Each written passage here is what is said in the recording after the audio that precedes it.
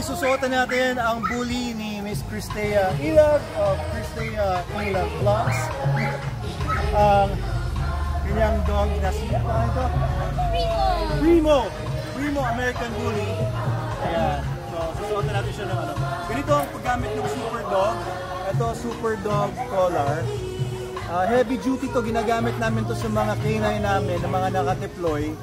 So heavy duty for military yung ano, yung collar niya. Ito brass ito, hindi kinakalawang to.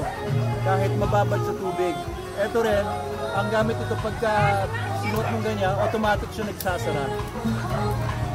Para buksan siya, kailangan pindutin yung magkabila. Ayan. Easy snap. So, natin kay Primo.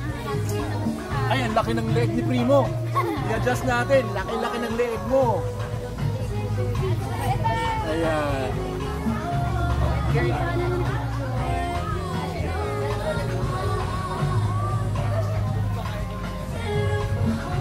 Pogi na Bobby.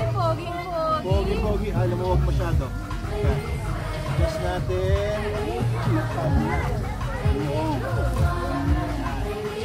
Wow, pogi na. First, ito naman yung clasp. Super Dog din yan. Dalawa yung hawakan nito. May hawakan...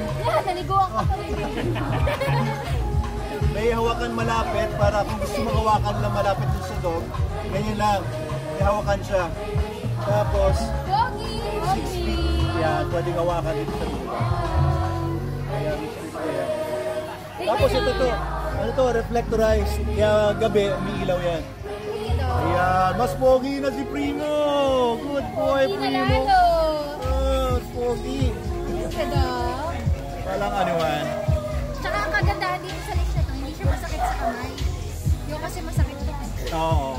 Yeah. So ang sikreto sa paghawak ng mga collar guys o ng leash, para kung nangihila man yung aso ninyo, ganito ang gagawin ninyo para hindi mabilis bitawan. Mabitawan man or ano, kapag ka nakaipit doon sa thumb mo yung leash na ganito, tapos ang hawak niyan, ganyan, ipitin mo.